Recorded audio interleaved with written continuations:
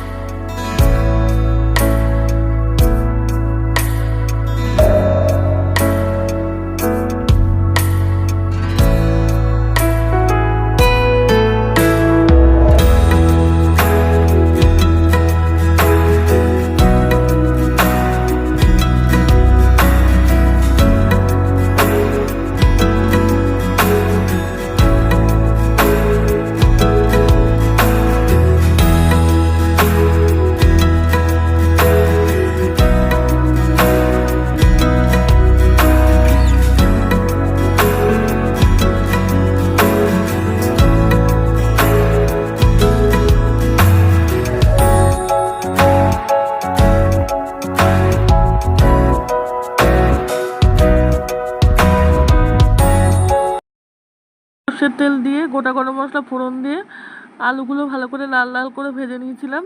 তারপর পেঁয়াজ, আদা, রসুন, লঙ্কা বাটা, কাজু বাদাম বাটা সব একসাথে মিক্সিতে পেস্ট করে ওই মশলাটা দিয়ে দিয়েছিলাম।